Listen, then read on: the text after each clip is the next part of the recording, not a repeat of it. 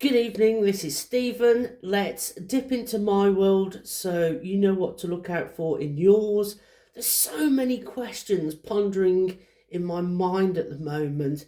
Are we really under attack from Islamists in Europe and in the UK?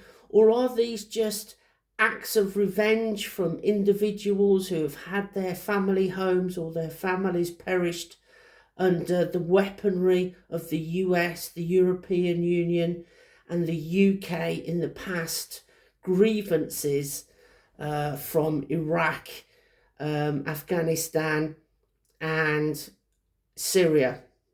So, what I think we should do is ask one of the best people on the planet exactly what he thinks is going on, and we take a dip into the world of David Icke. We should have a little listen to the reveal, the first chapter, and see if we can get any insights as to what the fucking hell is going on in the world at the moment. All right, let's go. Alexa, play. To my amazing daughter Kerry, who has left us at the age of 48. Now she is free and ageless, but so missed by all who knew her. Opening quotes.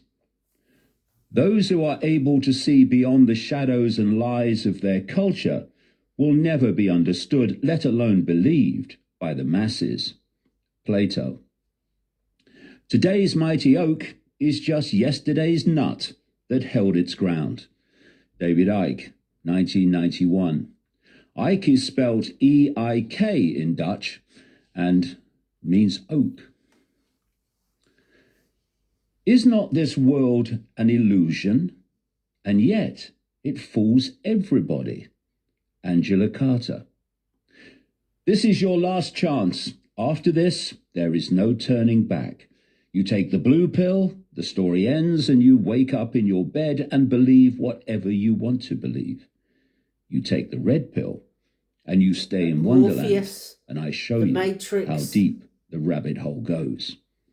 Morpheus, The Matrix. Chapter 1, Mind Prison. Top of chapter quote. We are captives of our own identities, living in prisons of our own creation. Theodore Teabag Bagwell in Prison Break. Teabag? Ooh. What do we know for sure? I mean, really know. Not think we know we know. Well, next to nothing. We live in a world in which we are fed a constant stream of illusion, and our illusion-infested thoughts and emotions then manifest the illusory experience that we falsely believe to be real. We call this illusion human life. I mean, falsely believed to be real in the sense that we think we are experiencing reality as we perceive it to be, when we're not. What can we know for sure in such circumstances? Precious little. We can scan the illusion for patterns, as I've done for 35 years, and establish that it is an illusion. We can add to that step by step as more patterns emerge and begin to piece together why it's an illusion, what creates the illusion, and what is behind the illusion. Here we go. We can be aware as we explore the illusion that it is an illusion and realize that even what we think we know can be illusory. British wartime Prime Minister Winston Churchill described Russia as, quote, a riddle wrapped in a mystery inside an enigma, end quote. The sentence would be far longer if he had been talking about reality.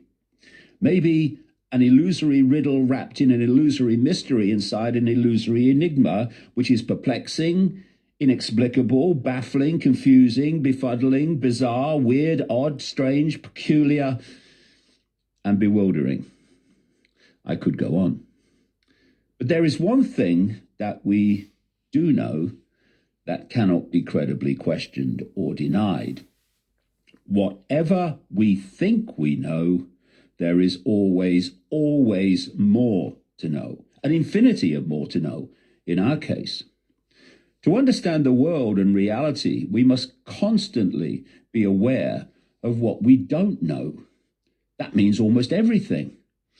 Ancient Greek philosopher Socrates is famous for seeing this most basic truth. Among quotes attributed to him are, "To know is to know you know nothing. That is the meaning of true knowledge. The only true wisdom is in knowing you know nothing. In knowing that you know nothing, that makes you the smartest of all." These words are most obviously correct, and this awareness has driven me and everything that I've done in the last 3.5 decades since my extraordinary awakening, which I describe in The Trap. Humility is the foundation of this. The humility of saying, I don't know, so what don't I know? This propels and inspires you to seek out what you don't know. There is never a point where you say, I've got it. You realize that this is the biggest illusion of all, and one that entraps vast swathes of humanity in a perceptual prison cell of, I know. Exploration is over once you believe that. Why should I explore what I don't know when I do know?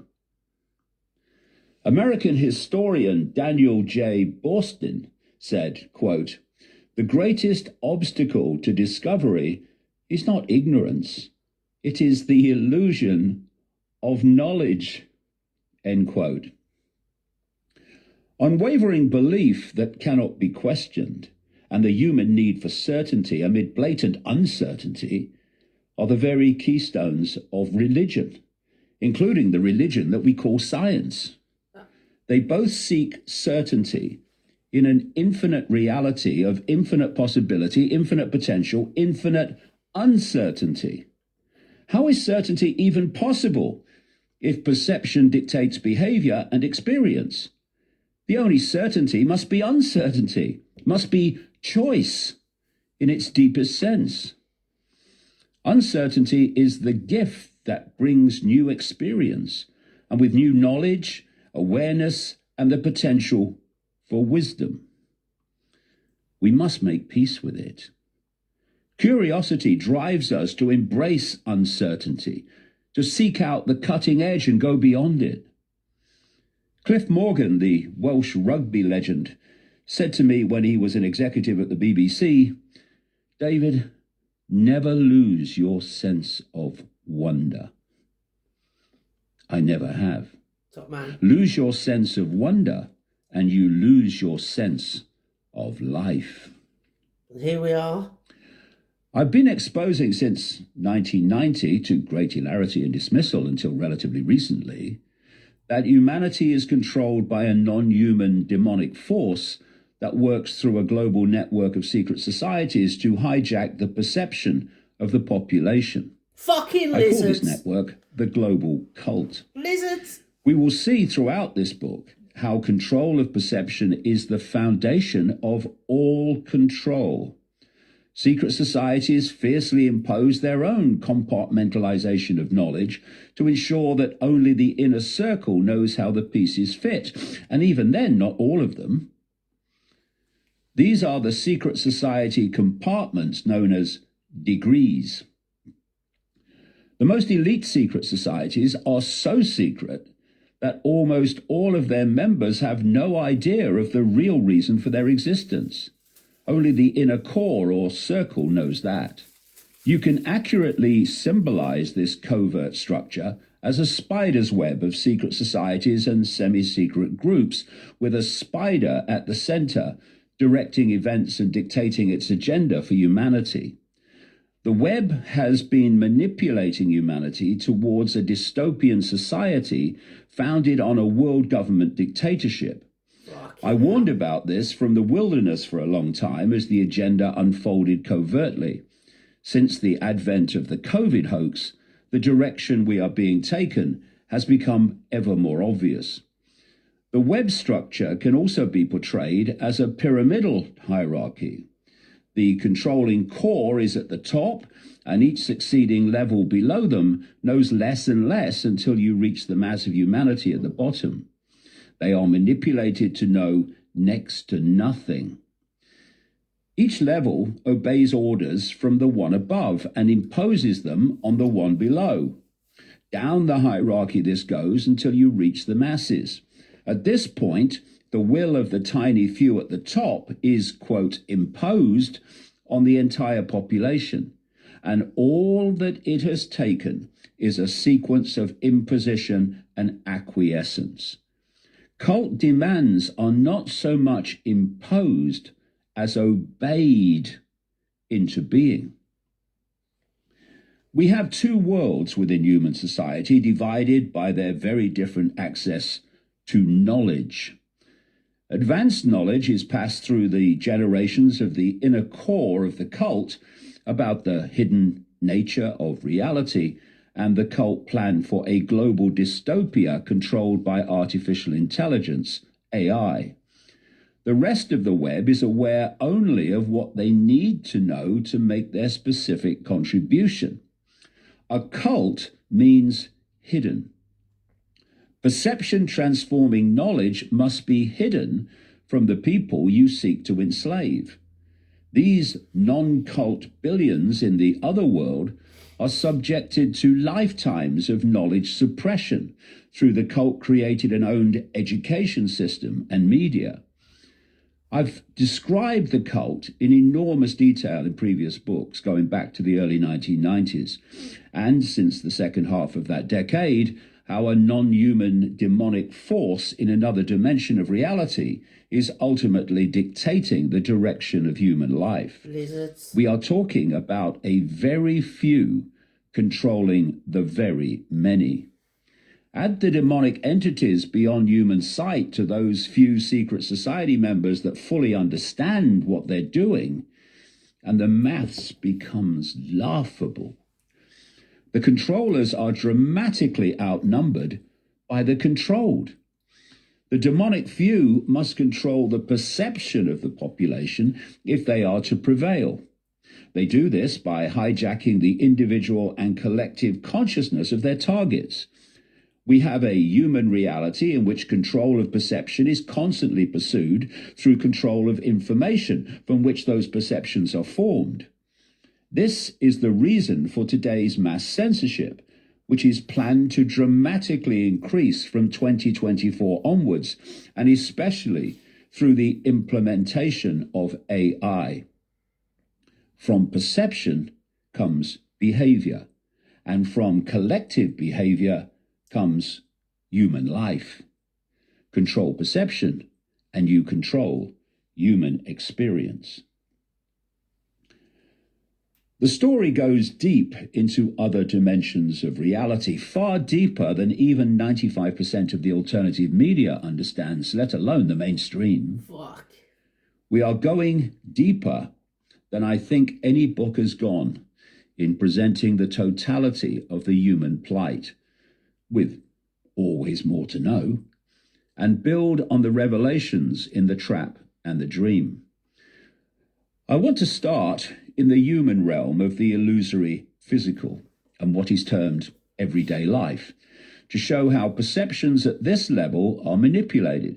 This will include the exposure of alternative information and big names that are helping, some knowingly, most unknowingly, to divert people away from the core knowledge they need to have and into irrelevant byways of politics and little picture obsession.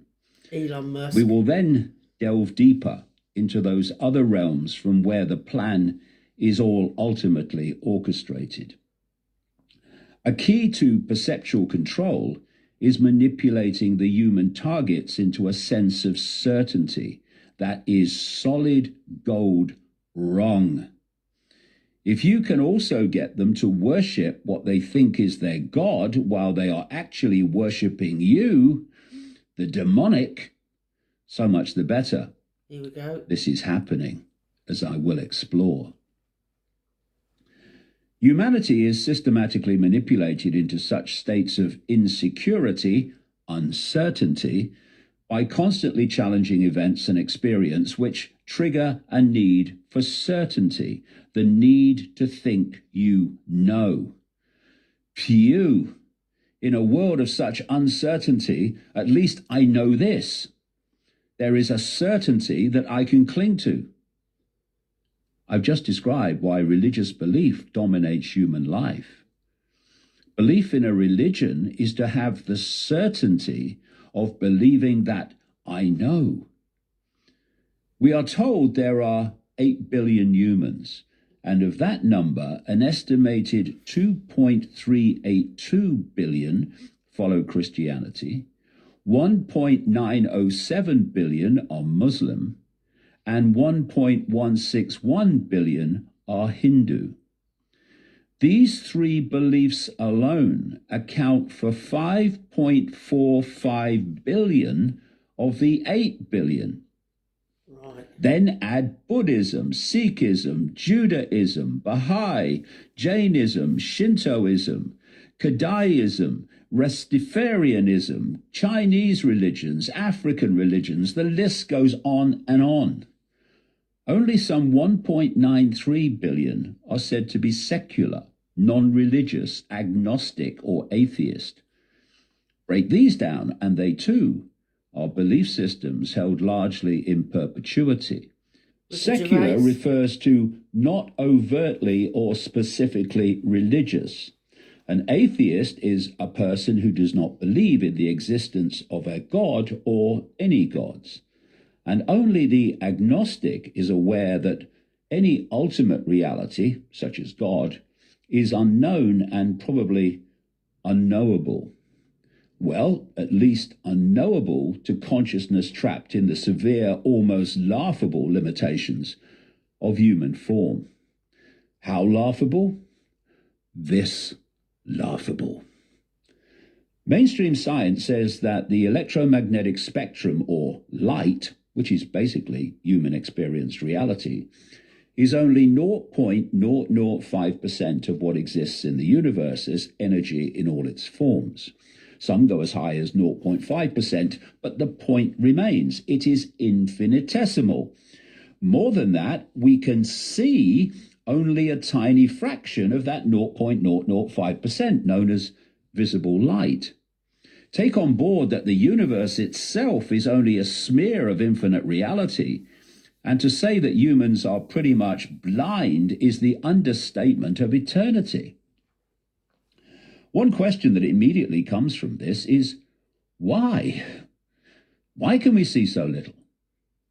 Well, the last thing you want, if you're seeking to control humanity from a hidden realm or dimension, is for your targets to have a frequency range of visual perception that allows you to be seen. Our human reality is a virtual reality simulation, if you do the research.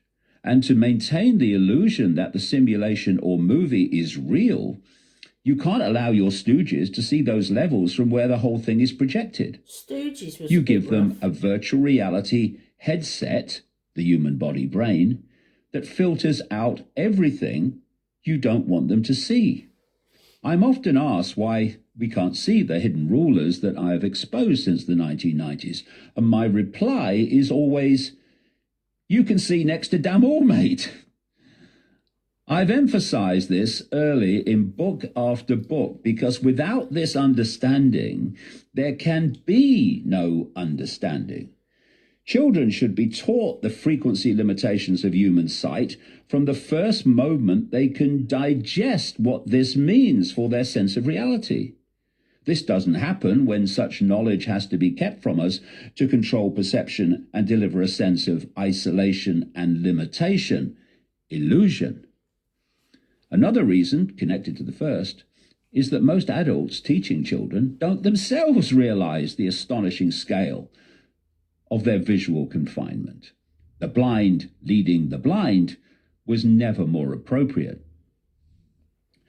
Our reality is holographic rather than solid, and holograms have an extraordinary feature in that every part of a hologram is a smaller version of the whole. This results from the way that holographic information is encoded. Information of the whole is encoded in every part. Cut a holographic print into 4 pieces and you won't get a quarter of the picture in each piece. You will get a quarter-size version of the whole picture. The body, like everything else in the human realm of fake physical, is a hologram. And this is why acupuncture, reflexology, and other forms of healing can find points all over the body that relate to the information of the entire body. There are points in the ears, hands, and feet which are smaller versions of body organs that follow the holographic principle of as above, so below. These can be used to affect those organs through the body's interconnected nature. Skilled palm readers can see the whole body reflected in the hand for the same reason. I'll expand on all of this as we go along. Please do. The great majority of the human race believes they know what they need to know thanks to religious and scientific religious belief, and seek to indoctrinate subsequent generations with the same delusion. The global cult achieves this through repetition programming from the earliest moments of human life and through childhood intimidation, guilt, and fear. This is what happens to you if you don't believe what I tell you. To me, this is child abuse. Some simple facts reveal this truth. Those born to Christian families in the southern states of America will invariably become Christians. Kids in Muslim families become Muslims, Hindus become Hindus, and Jewish children follow Judaism. This is clearly not because all of them have decided through free thought that this is how they choose to perceive reality. Indoctrination, often intimidatory indoctrination, is how this is done. Each generation should be given access to all information and possibility available and then respected in how they choose to respond. That's true. I hear people demanding freedom in the so-called alternative media who would never define freedom that way. You mean I can't tell my children to believe what I do?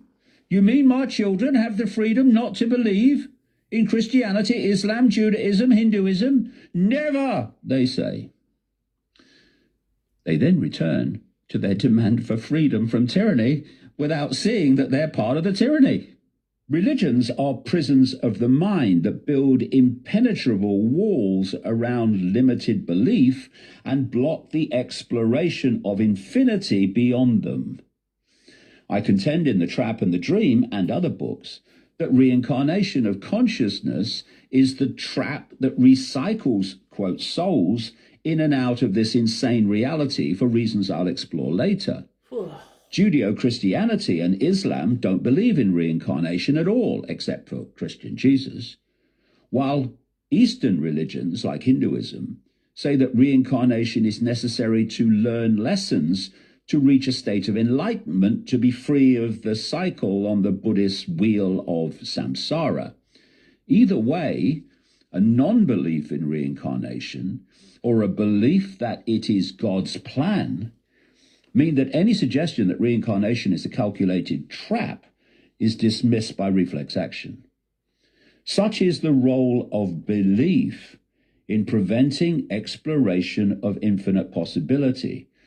How can we know more by refusing to go further than we think we already know but don't?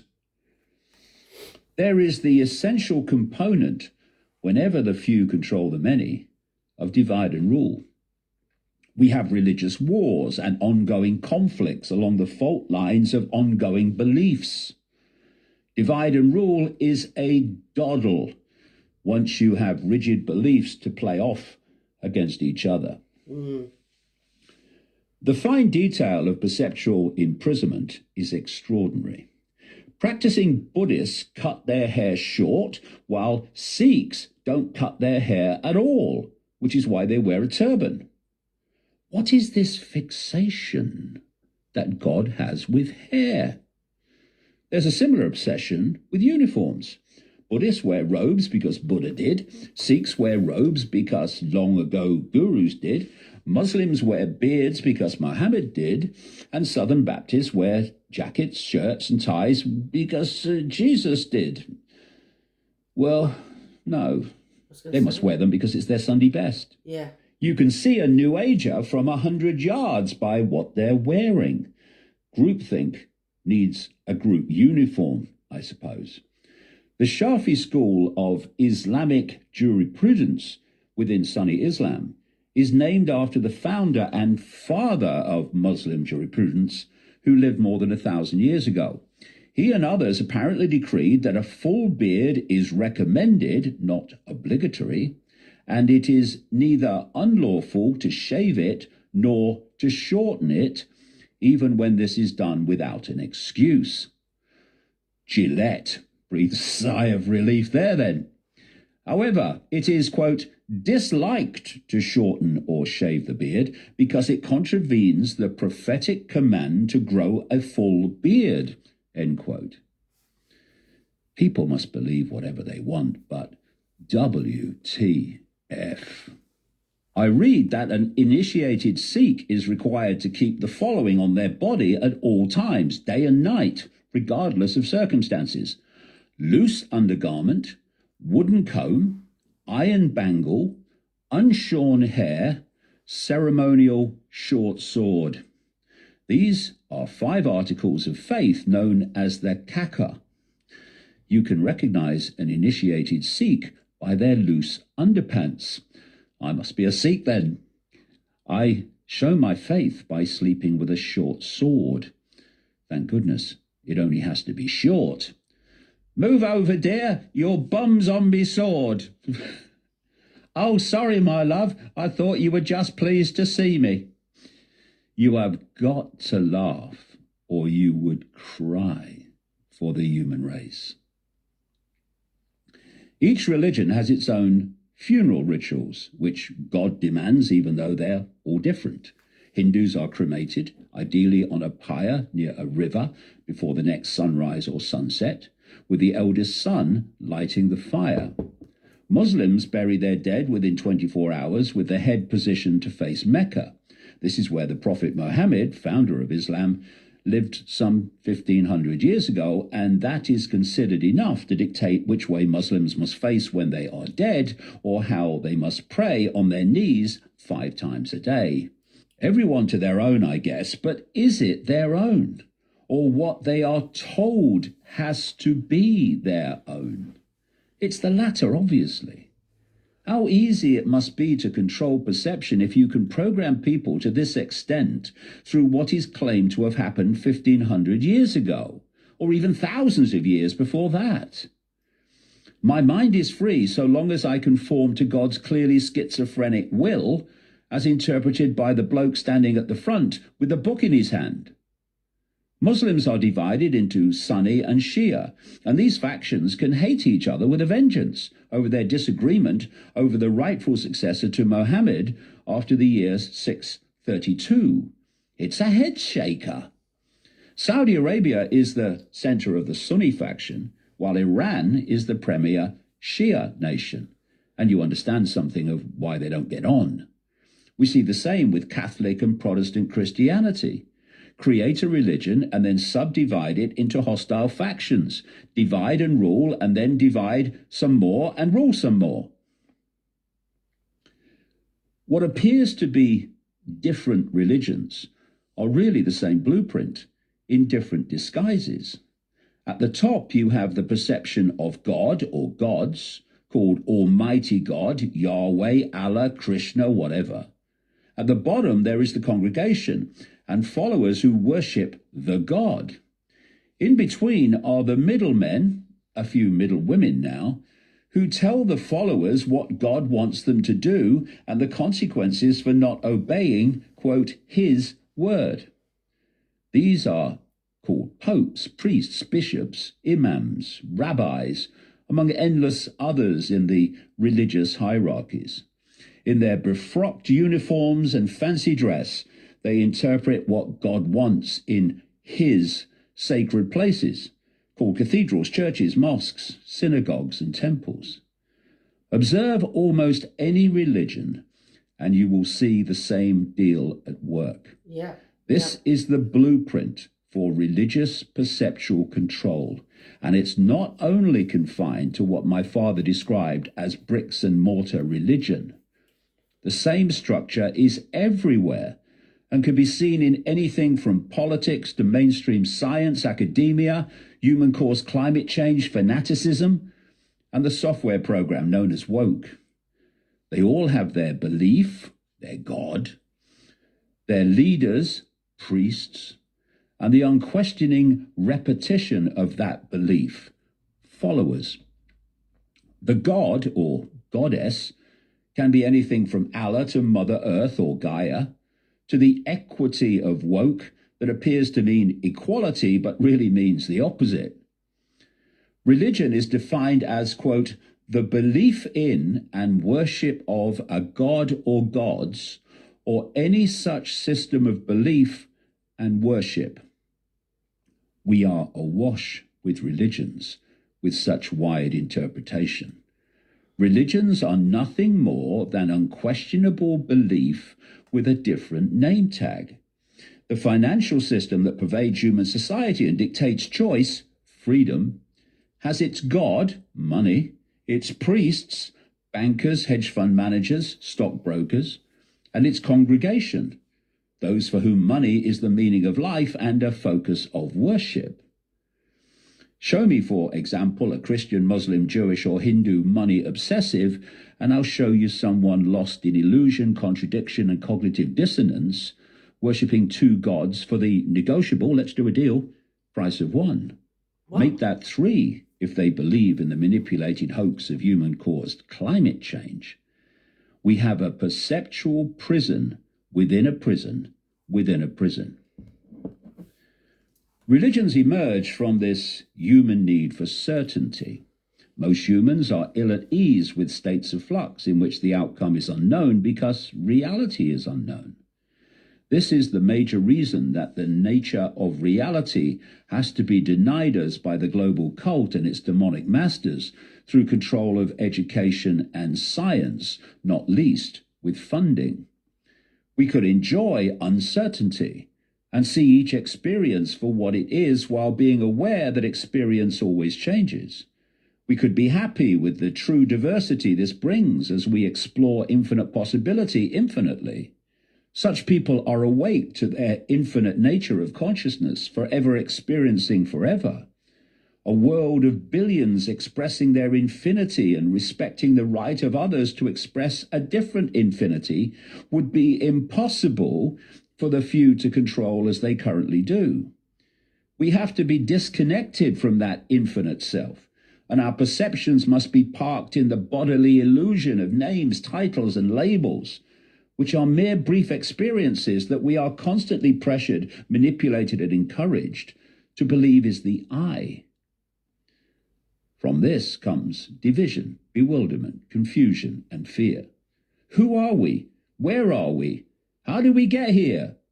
We cover the anxiety of what we don't know with a manufactured construction of beliefs through which we deceive ourselves that we do know. This is what religion really is and why it is. I've said since the 1990s with ever more detail that the human body is akin to a biological computer that has been created to limit our range of sight and perception. I will develop the theme as we proceed. The human brain is the computer's central processing unit, or CPU, which is known as the brain of a computer. The body's genetic communication system is the motherboard, and so on. I describe in The Trap and the Dream how the body connects us to our simulated reality. Think computer and computer games. One decodes the other.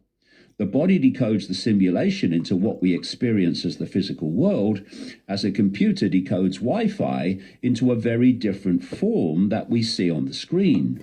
It's clever. Reality may be multidimensional, but we perceive only this one in the normal course of human life.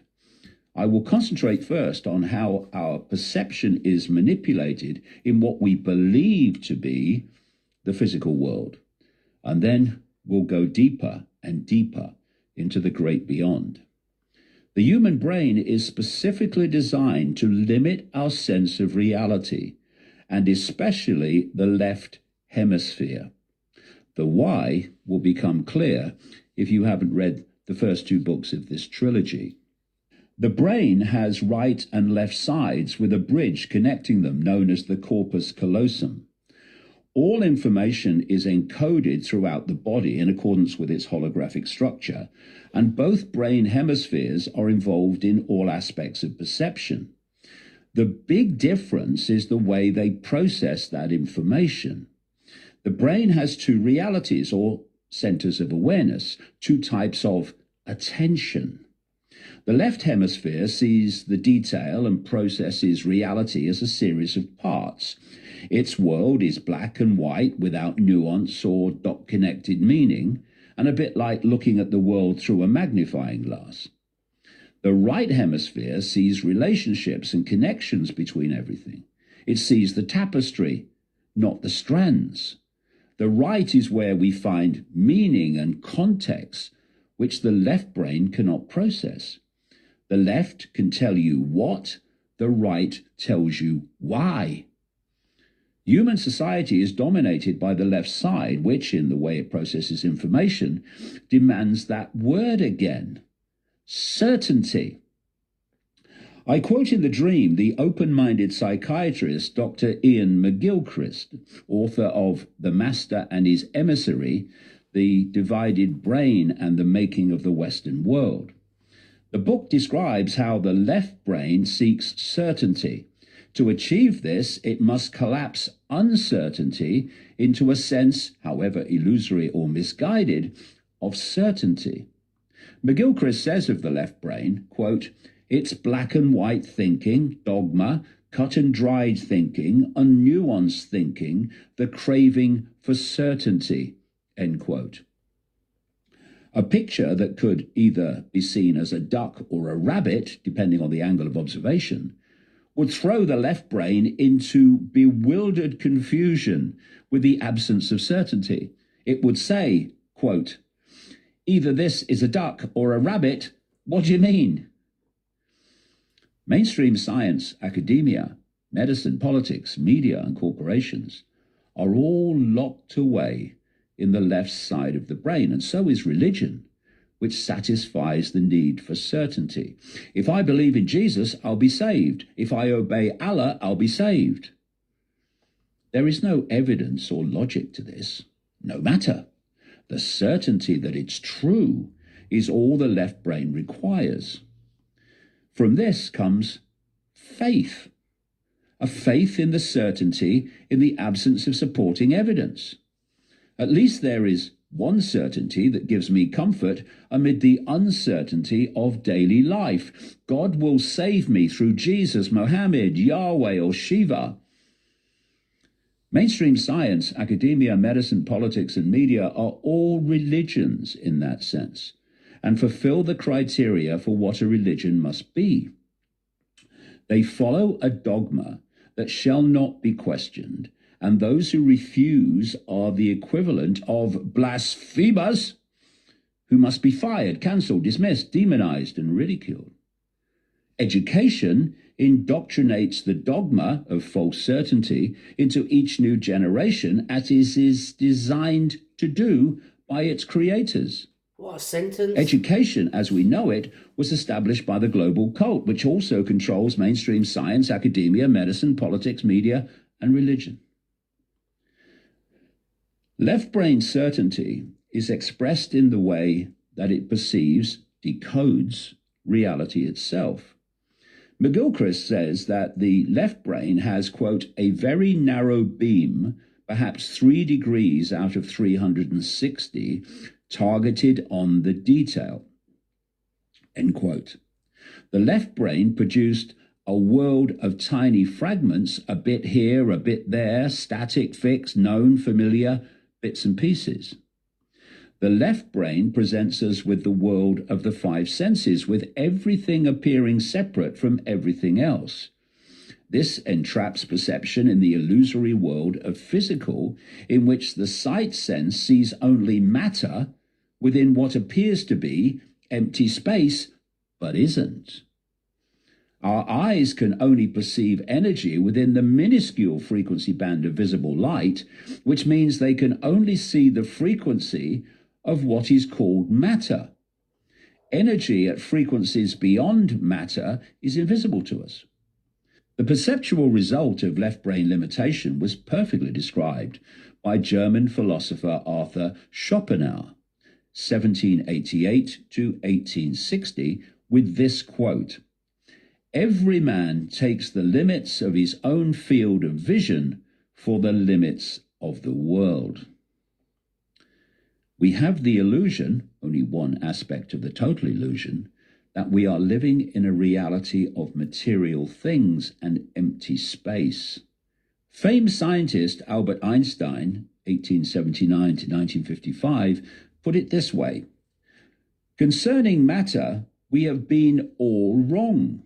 What we have called matter is really energy whose vibration has been lowered as to be perceptible to the senses. There is no matter, there is only light and sound." End quote. Energy whose vibration has been lowered to within the frequency of visible light, which is all our eyes can see without expanded psychic sight. The hidden manipulators of humanity, and their now not so hidden cult gophers on the public stage, seek to imprison perception in the left brain, where reality is wired through the five senses to see only detail and separateness. These include mainstream scientists, academics, doctors, politicians, journalists, and system thinkers dominated by the brain decoding process that we know as thought. If you want to control the masses, you must control who they look to for information.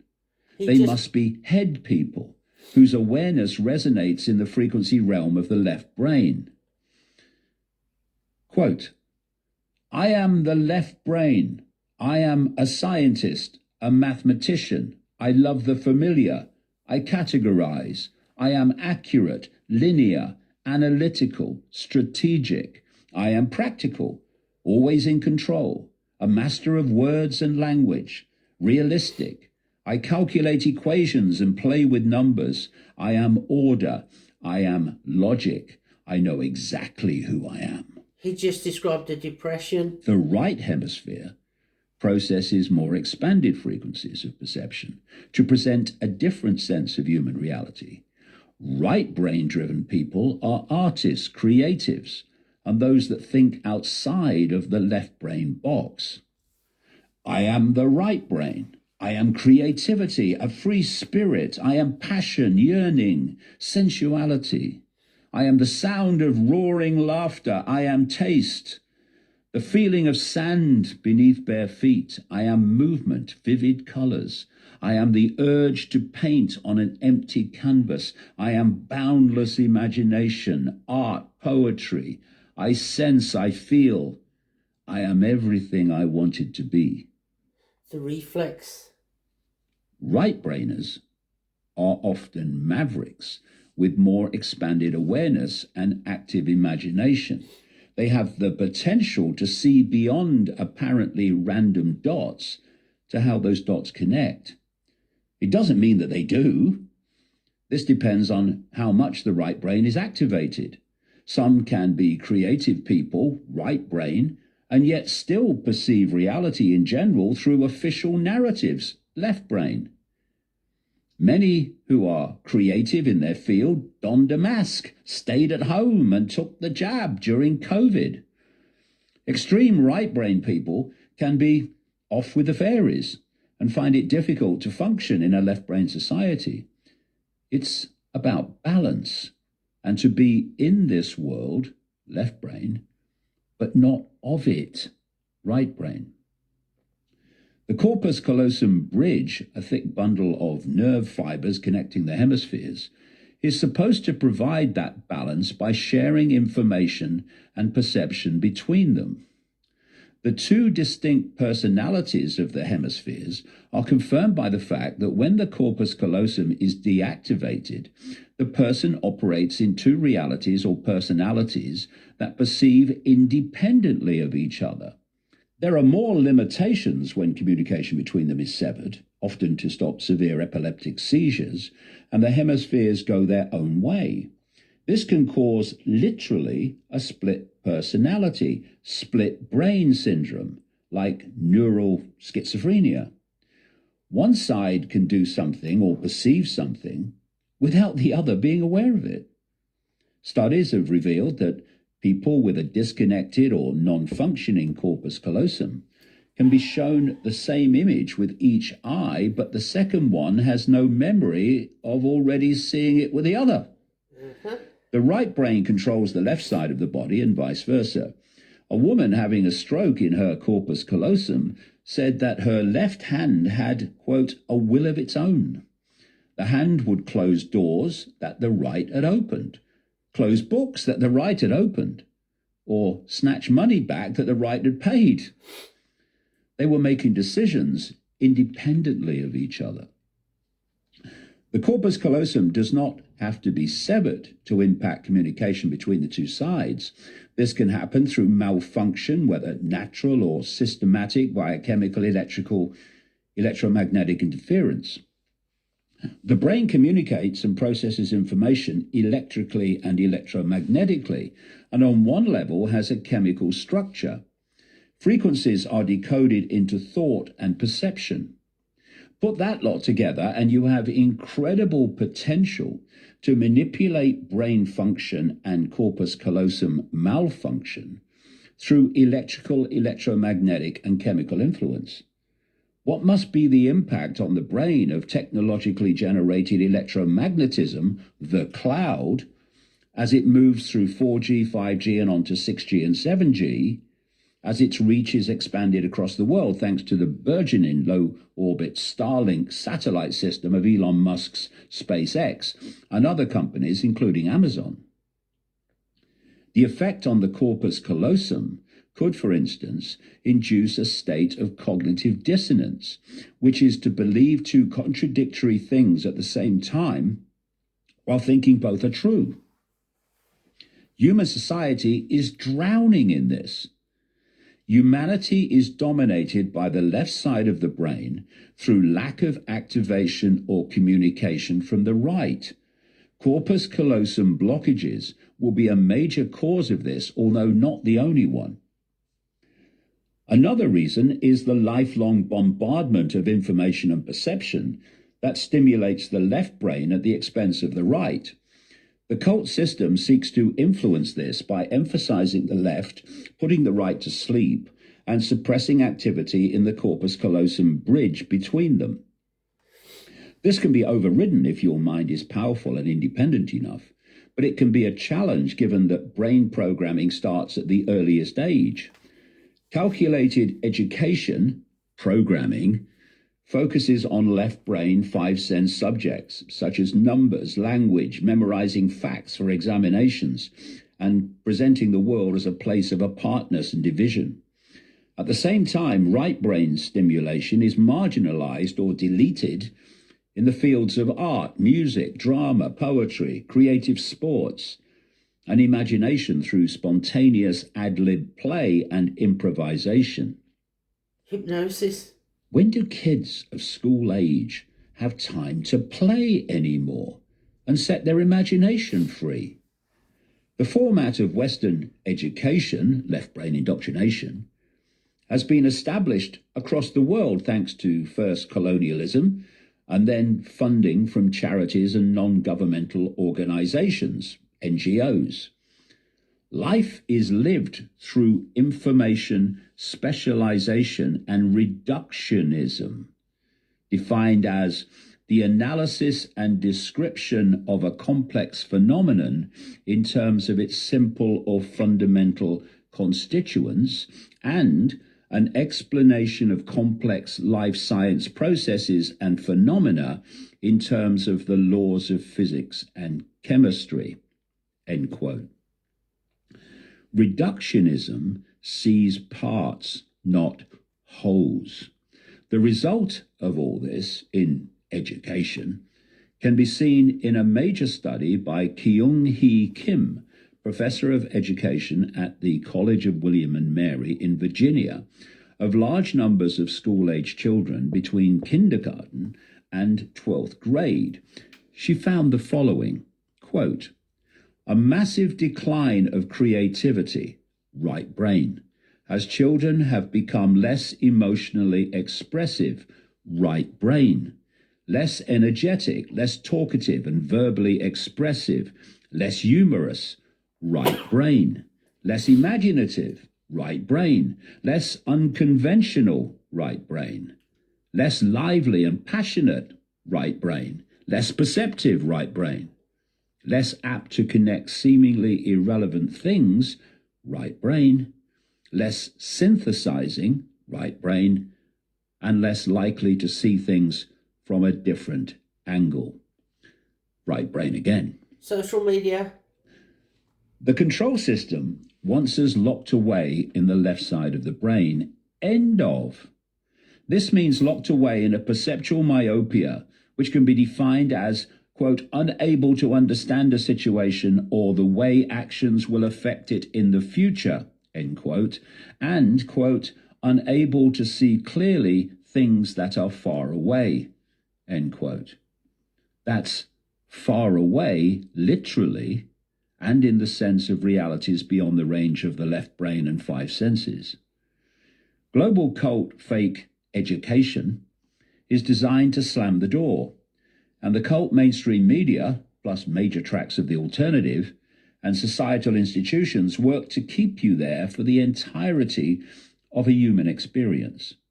This system is administered by those who are themselves left-brain prisoners, called politicians, journalists, scientists, doctors, academics, and most of the rest of the human race.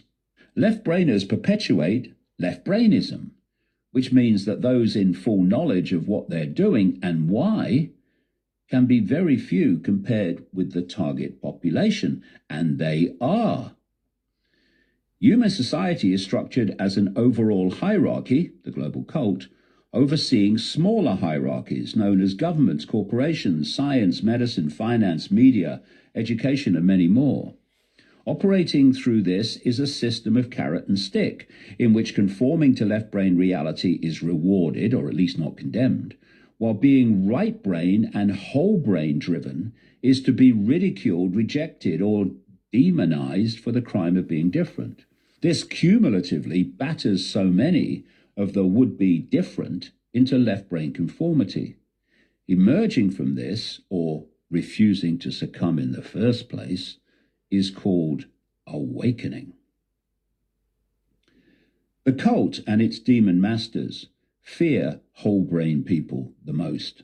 They can function down here and out there. I use these only as symbolic terms because all realities and dimensions are sharing the same space, like radio and television frequencies of the analog system made possible by different bands of frequency or wavelength.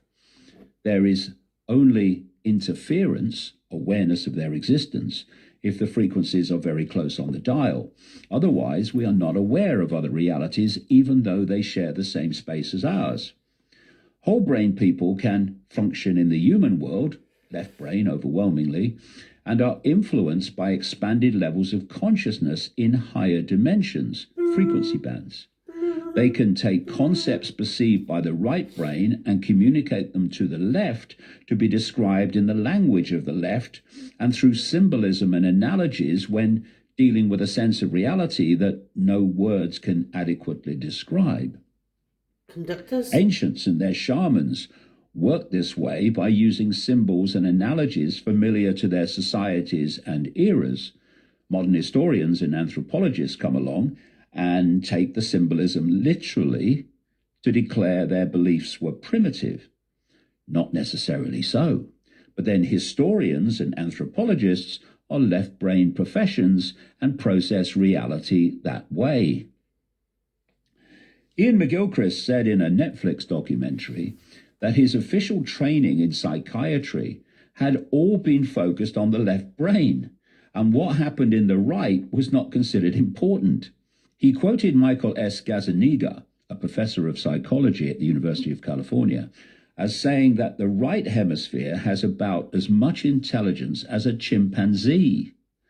Science and academia think they understand the brain and much more besides when they don't have a clue about the connections and panorama that their left brain prison eyes cannot see. A reviewer of McGilchrist's book said that he debunks the old 1960s notion that the left side of the brain was the reliable, dependable, rational one, and that the right side was creative and spiritual and filled with mumbo-jumbo.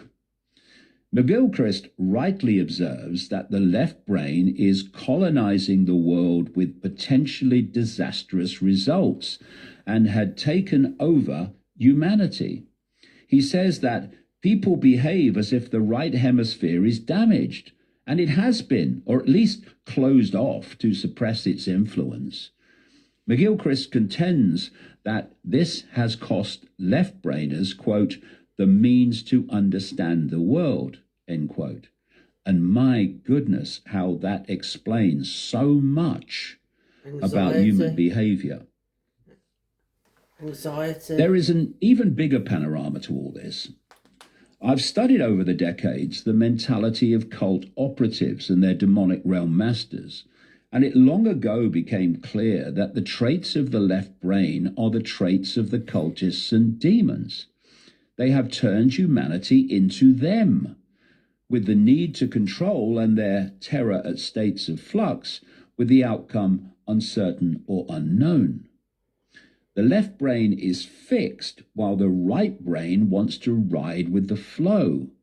The demonic must be in control of the outcome, it must have certainty, or it runs home crying to its mum. Cultists seek to control all sides for this reason, as they're now seeking to control the alternative media. The demonic mind is expressed through the left brain, and human society reflects that demonic mind. McGilchrist speaks of the left brain needing rules, regulation, and order.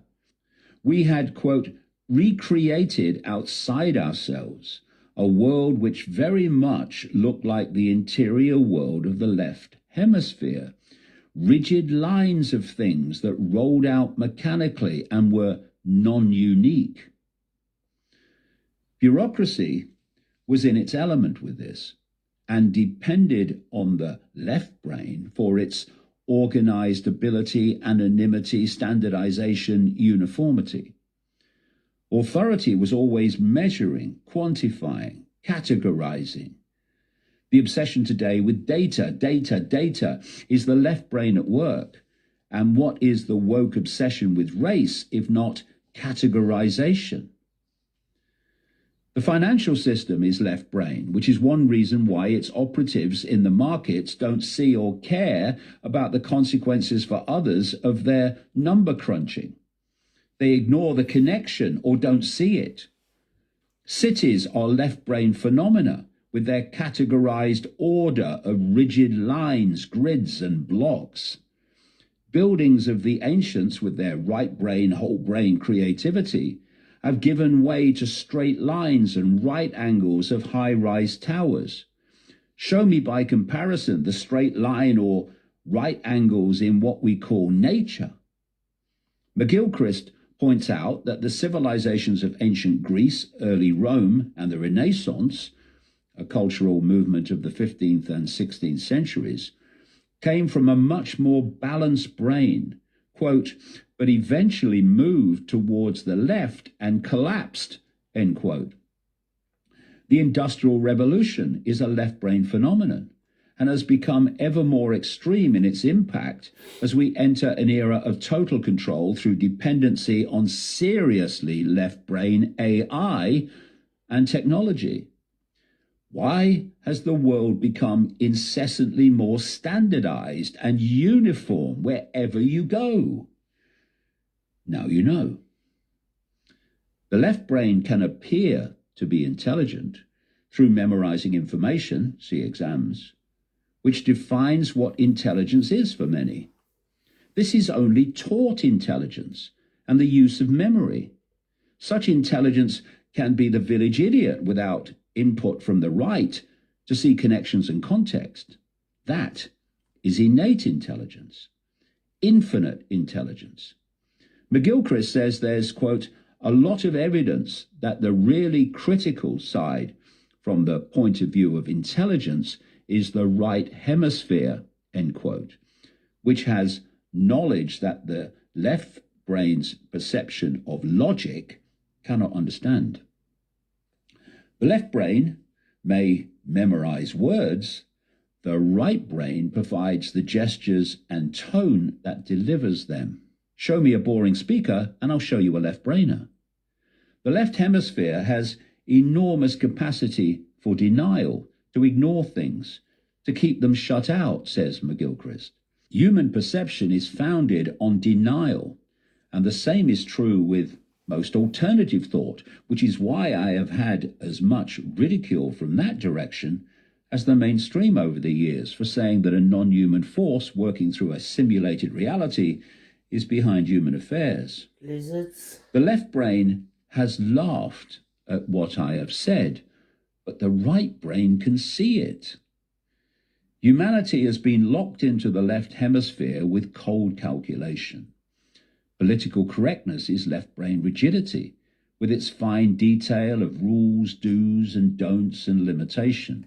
Humor is a right brain speciality, and comedy is being destroyed by wokery with its demands that you can't say this and you can't laugh at that. Go to a woke comedy show and watch fake comedians trying to make people laugh while upsetting and offending no one. Not a pretty sight. Culture and environment affect the way the brain is wired, and now the left brain Western mentality has been imposed upon the world. The throttle goes both ways in that the left brain changes the culture, and the culture can make people more left-brained as minds adapt to the world around them. Ideally, we merge the two types of attention into a balanced whole. Pushing against that is the calculated manipulation of perception designed to create hemisphere imbalance that leads to societal imbalance and breakdown. Then there is the phenomena of brain plasticity, in which information that the brain processes changes or solidifies the way the neural networks connect and fire. Scientists believed until quite recently that once the brain was formed, this is how it stayed throughout a human life. They now know differently. The type of information, frequency, the brain decodes dictates how the neural networks interact. These networks solidify if they constantly process the same information, hence a closed mind. A constant stream of left brain information from a left brain society will hold the population in a left brain perception through plasticity, solidification. In contrast, when the right brain is stimulated and activated through the input of other information perception, the networks rewire to reflect that open mind. The brain is not static unless we choose to make it that way by not being open to other possibilities and ideas. Ian McGilchrist says that the problems of society are caused by an imbalance in the human brain, and at that level this is true. I will suggest later that the brain is only responding to consciousness, and that our state of consciousness outside the brain decides how the brain processes reality, left, right, or whole. Before I address that, I want to explore how the left brain dominates the alternative media, which I say has been hijacked by the global cult to ensure that it doesn't expose those levels of the dystopian control conspiracy that would truly set us free from the trap. You will see, as we explore the deeper levels of reality, how these early chapters about the here and now and people like Elon Musk fit perfectly with what is happening on the macro scale of human control. as above, so below was never more apt. Chapter 2. Oh, let's leave it there. Okay, so that's the first chapter. What I'm going to do is load it up chapter by chapter, so you get a chance to digest it, and also you can leave comments as we go. That would be a good thing, so I can just see what people think. I thought that was quite a good opener, to be fair. It could be followed. It's got a thing for Elon Musk, which I can't wait for him to get deeper into. I noticed he used the Starlink satellite system pretty much in the first chapter.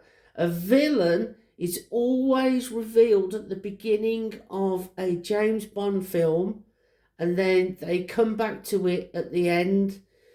So get ready for that. That was some old school writing there, but brilliant, great stuff. All right, to chapter 2.